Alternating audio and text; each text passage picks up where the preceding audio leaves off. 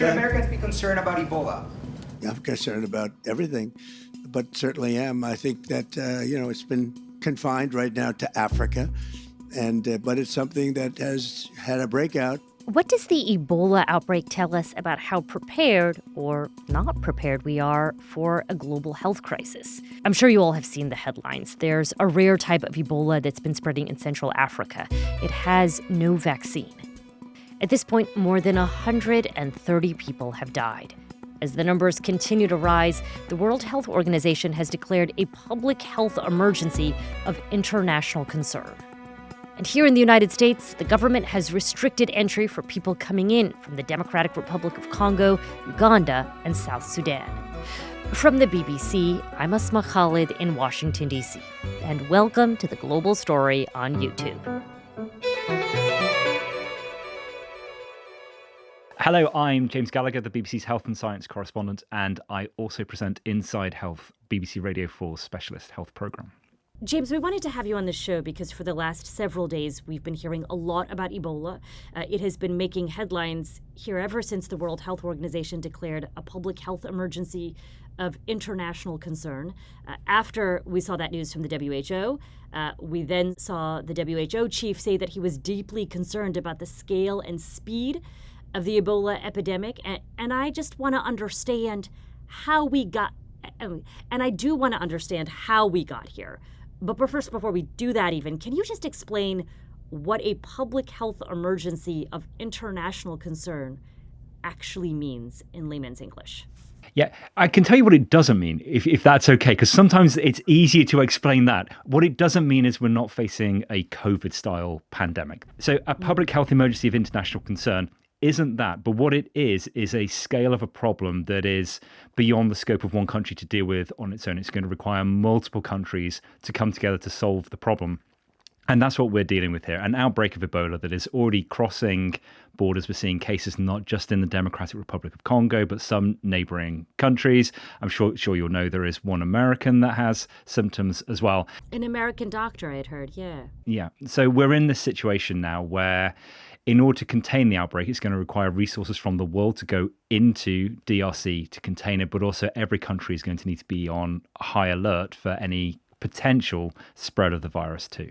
What exactly is Ebola? It's a disease, a virus that I will say people here are not particularly familiar with.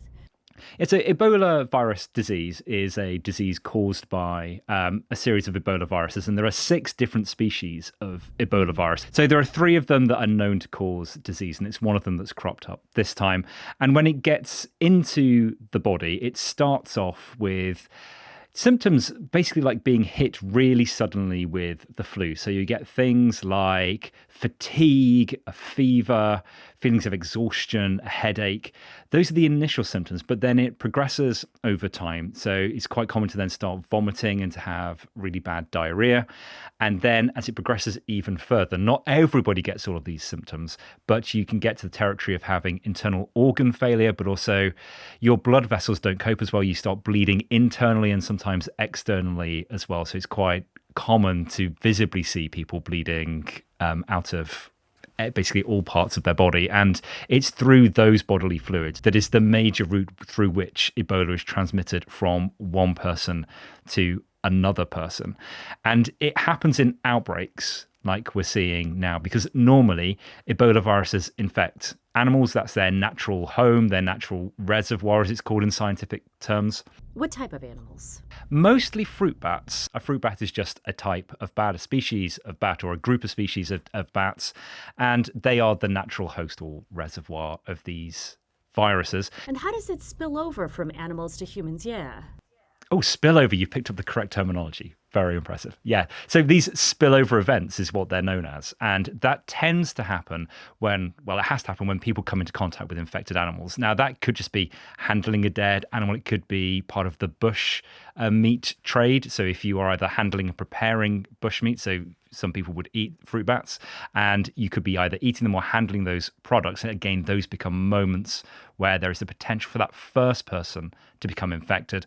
And once that first person has become infected, they develop Ebola virus disease, and then they have the potential to spread it onto other people. The thing that's kind of quite important to remember in this as well, though, is that you become more infectious over time. So if you think of you don't really spread Ebola virus disease before you have any symptoms. And in the early stages, the symptoms aren't making it much easier for the virus to spread. But by the time you are being sick, then that is the moment at which it becomes really infectious. So that becomes a danger in hospital environments. So if you think about by the time you end up in hospital, you're at the peak of how much you're able to spread Ebola virus. But also the risk remains after you have died. So there are many funeral practices that would include families washing the body of a loved one as part of the funeral. And that is also a major moment at which people can end up contracting Ebola as well. And this latest outbreak is taking place in the Democratic Republic of Congo, the DRC, as well as Uganda. Where have Ebola outbreaks traditionally occurred? Yeah, so if we think that there is an animal reservoir that, these viruses naturally infect animals, then the outbreaks are going to be where those animals are. And that's why we have seen more than a dozen Ebola outbreaks in the Democratic Republic of Congo before. So DRC is a major source of these infections. But it is also worth remembering that DRC is a massive country. It's basically the size of Western Europe. When you say there have been a dozen or more outbreaks, we're actually talking about over quite a large area. But they all tend to be in Africa because that's where the natural host, these fruit bats, live, and that's where the virus naturally is. Once the symptoms are onset and somebody has Ebola, what is the risk for fatality? I mean, this is a horrific disease. Let's not shy away from it. This is an absolutely horrific disease. The fatality rates, it varies depending on what species of Ebola it is. So there is a wide range, but it's not uncommon to talk about up to half of people dying once they have contracted Ebola. I mean, it is, for good reason, one of the most feared infections that exist. So there are many things that affect that fatality rate. So it's not just the fundamental property of the virus. How good healthcare is in the region will determine what the survival rate is as well. So while you'll have heard a lot in the news about, there's no vaccine for this, there's no specific drug for this, that doesn't mean there's nothing you can do. And I think that's really important to stress. So it's called optimized supportive care. And that's basically how do you support the body while it is fighting Ebola virus. And if you get that early intervention in really quickly. So if you think of someone who is being sick all the time, has very loose stools, is bleeding, then one thing is just getting fluid back into that person, getting adequate nutrition into that person to support their body while they're fighting the virus. If you can get that, you improve the survival rate against Ebola. So if you look across all of the outbreaks, you can see figures sometimes as low as talking about 25% fatality rates. You see figures up to 90% fatality rates from Ebola. So there is a very broad range. Some of it's down to the virus itself. Some of it is down to how good the healthcare system is where the outbreak's happening. And James, you mentioned earlier that there are different strains of the Ebola virus. What's the specific type of virus that we're seeing now in the DRC, and why has it made fighting this all more complicated? Yeah, so this one is called Bundibugyo, and one of the issues is there's only been 2 outbreaks of this before, one in 2007, one in 2012. So it's not the main form of Ebola that we're used to dealing with. That's something called the Zaire species of Ebola. That's the one that we have the vaccine for. That's the one that we've developed drugs for. Was that the one that in 2014, 2015 time period was particularly deadly? Exactly right. Yes. Yeah, exactly that. And it's the one that most of the time, if you hear there's an Ebola outbreak, most people's first thought will be, well, is it the Zaire version of Ebola? In this time, it's Bundibugyo. And so the vaccine for that is just not going to be effective, you're saying, for this particular strain of the virus? There's some debate and discussion about whether it may have some limited protection. So it's what's known as cross protection, whether there is enough similarity between the 2 species of Ebola so that it might provide some limited protection, but nobody's expecting it to provide the level of protection that you get from Zaire. And in addition to the fact that there is no vaccine, is there something about this particular type of the virus that makes it more complicated for public health officials, for health workers? One of the things that has really been challenging at the beginning of this is the fact that most of the tests that would be used to identify Ebola aren't looking for Bundibugyo, they're looking for Zaire. What was happening at the very beginning of this outbreak is doctors were suspecting that this patient may have Ebola. They did the blood test with the standard blood test that they have, and it was coming back negative. And that is one of the things that seems to have contributed to what appears superficially to be a quite slow response to Ebola. I mean, there's definitely a lot of cases that have been detected quite quickly once everyone realized an Ebola outbreak was happening. But the suspicion is this has been going on for probably a couple of months. We still don't actually know how many people have been infected. So you kind of know there's been roughly 150 suspected deaths from this form of Ebola, around 600 suspected cases. But we really don't know what the true numbers are because everyone's playing very rapid catch-up here. Let's talk more about the timeline. What do we know about how this outbreak began? One of the challenges here is that we don't know the very beginning. And so logic will tell us that at some point a human being came into contact with an infected animal, and that would have been the very beginning of the outbreak. At the moment, the World Health Organization is estimating, based on the current number of cases, that probably took place a couple of months ago. But when you start then exactly, as it said, there's been quite a long period in which this virus has been able to spread before we've got to the point where we knew there was an outbreak on our hands. So we have to fast forward a little bit to the first moment that we really know, which is April the 24th. And that was a nurse who had fever, vomiting, bleeding, intense malaise, and they died. And that has been traced back as that was the first case that we know about. So there is a clear gap.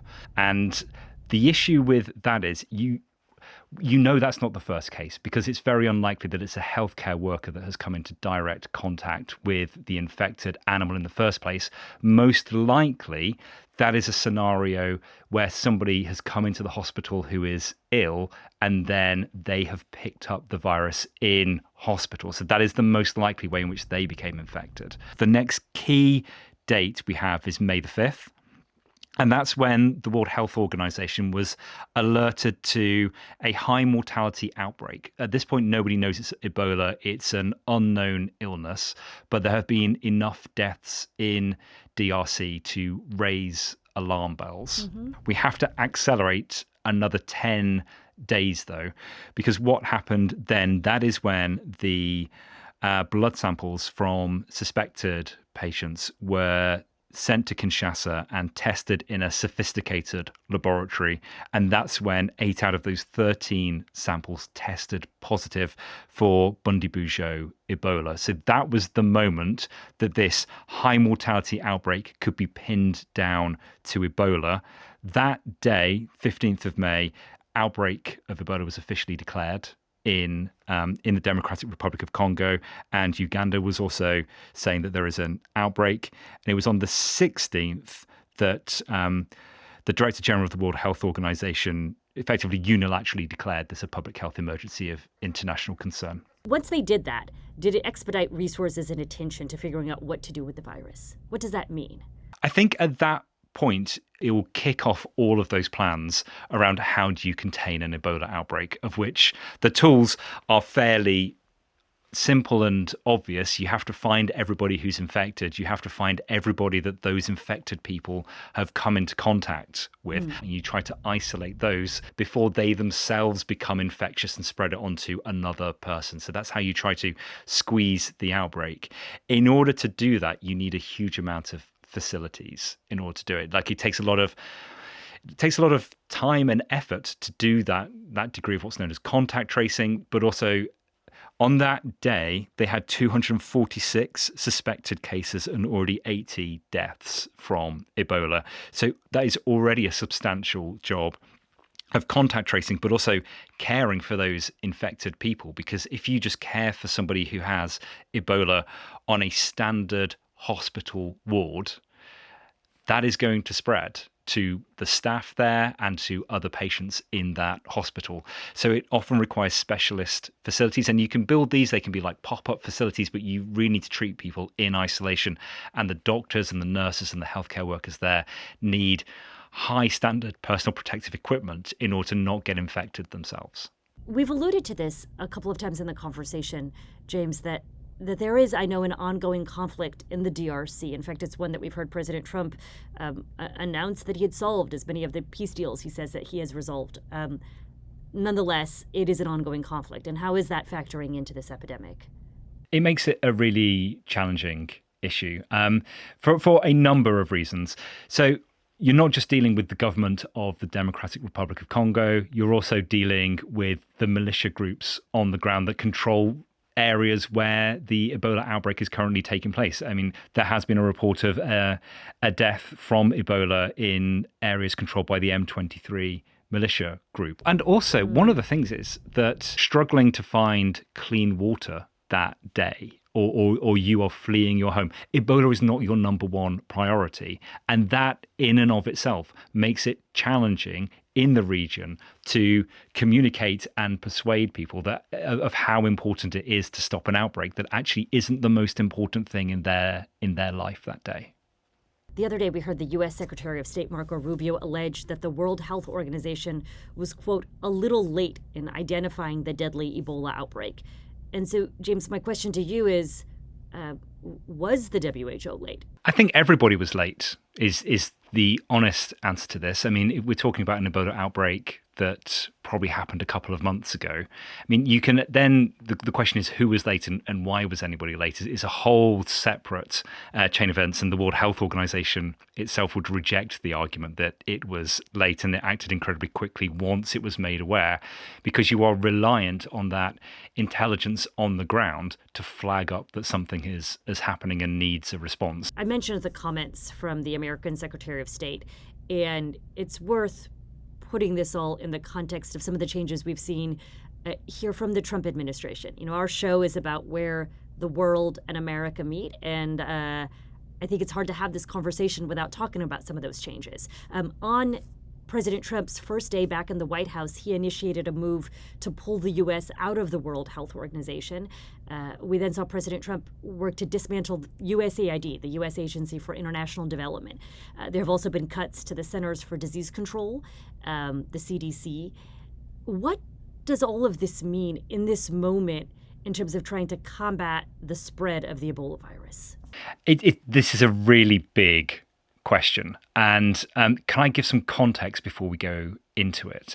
Because I think because some of the narrative already is, well, this wouldn't have happened if it wasn't for the Trump cuts. And I think that is challenging to substantiate, because if you think this is not yet the biggest Ebola outbreak, there have been bigger Ebola outbreaks in DRC itself. We've mentioned the 2014 to 2016 Ebola outbreak in West Africa. So there have been massive Ebola outbreaks in the past that have happened and have taken place before these cuts happened. On top of that, this is a very specific species of Ebola that has clearly been more challenging to deal with. The Bundibugyo species not coming up positive in test results has clearly blinded the response a little bit in the early stages. You're in a corner of the world where there is vying for control. There's government versus militia groups. You have a population that is highly mobile, that has been displaced from their homes, hundreds of thousands of people displaced from their homes because of the conflict in the region. So there is a lot going on. These outbreaks happen, and I don't think that the cuts to USAID would have stopped it happening. Yeah, James, I wanted to ask you about that, because we've seen some, at least here in the U.S. press, we've seen some prominent voices in the medical sector who have explicitly linked U.S. aid cuts with the response that we're seeing. For example, just the other day in the Washington Post, they were reporting that aid groups and health officials say that they lack the staff, the surveillance systems, the emergency supplies to quickly detect infections. and critically, the personal protective equipment to actually deal with an outbreak as well. So this is where now organizations like the International Rescue Committee are coming in. So they would have been recipients of USAID funding in the past. Some of that has come up. They have said funding cuts have left the region dangerously exposed because of those funding cuts, and that is the impact that we're seeing. So I think it is not rocket science to say if there is less money, there is less resource, that would make it harder to deal with an outbreak. So I don't think you can necessarily blame the start on cuts, but the trajectory and what happens next, that will be something people will be arguing over, I think. In terms of what happens next, we have seen the Trump administration push back on the criticism from some in the medical community, the health aid community. We saw a spokesperson for the State Department issue a statement that rejected the idea that the U.S. was in some ways less equipped to handle this all because of cuts to USAID. And the State Department announced that the United States would fund 50 treatment centers in recent days. Also said that the U.S. had mobilized $23 million in assistance to the DRC to help contain the outbreak. Are those numbers kind of sufficient with the scope of the virus that you're seeing right now? I think that's an almost impossible question to answer until you can apply a bit of hindsight to it. We're at a point where we don't really even truly understand how many cases there are. And so therefore, it's almost impossible to measure up, well, is the scale of response appropriate to the scale of the problem? We will know the answer to that in the coming weeks when we see whether things are spiraling out of control or if things are rapidly coming under control. Well, I want to ask you about the geographic spread of this virus. Because we've been talking about the DRC, and at the point in which we are having this conversation, that's where a lot of this epidemic has centered. But there's certainly a fear that it could spread to other neighboring countries in Africa, possibly beyond Africa. I mean, is that a possibility? The reason I ask that is that we've seen here in the U.S. the Centers for Disease Control, the CDC, has restricted entry for people who have been to Uganda, DRC, South Sudan in the last 21 days. They're using this little used rule known as Title 42 that was, to my knowledge, only ever used before during COVID.